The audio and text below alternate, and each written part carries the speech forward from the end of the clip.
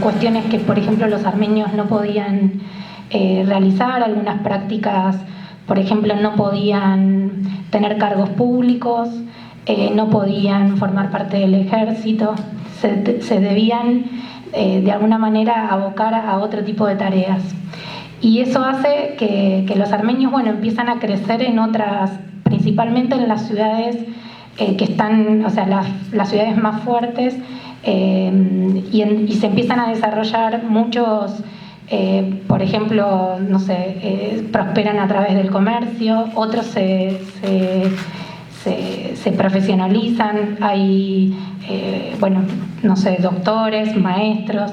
y empiezan así, o sea, llevaban una vida dentro del imperio, pero con esta condición de minorías, ¿no? En muchos casos también tenían que pagar mayores impuestos que la población de origen turco, y esto hacia fines del siglo XIX comienza a haber en realidad algunas familias de origen armenio que estaban instaladas en Constantinopla empiezan a enviar también algunos hijos a formarse a Europa. Como les dije, la época es una época también de que empiezan a circular muchas ideas que tienen que ver con poder adquirir mayores libertades. Estos jóvenes son los que van a volver al imperio y que van a llevar estas ideas. Y en muchos casos eso también va a dar pie a que se empiecen a conformar partidos políticos dentro de la comunidad armenia. Y esto hace que en realidad nosotros vamos a hablar, como dije antes, a partir de que es en 1915 en donde se empieza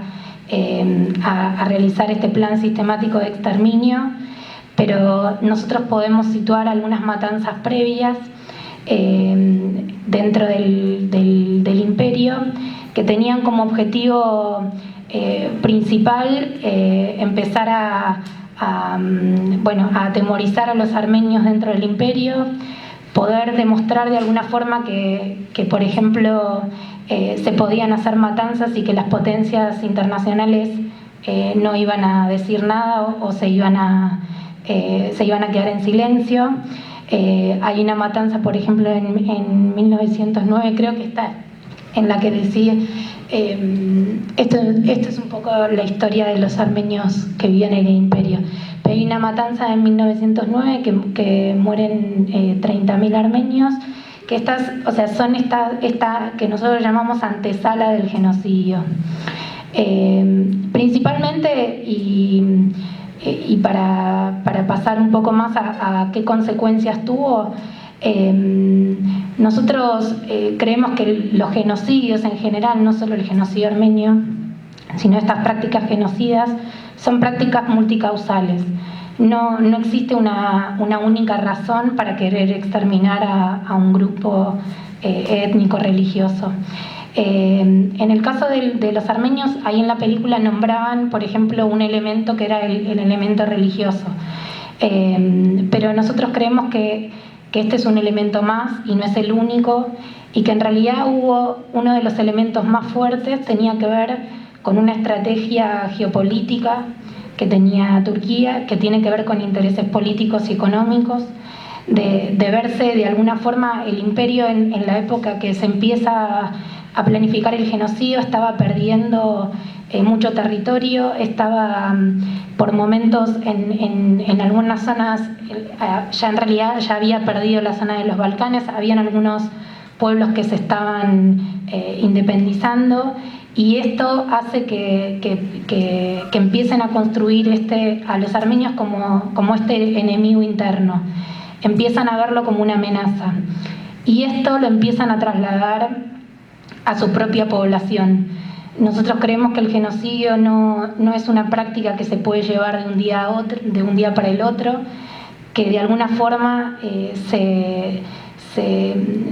empieza a plantar una semilla que tiene que ver con prejuicios, con empezar a estigmatizar a este otro que se quiere eliminar.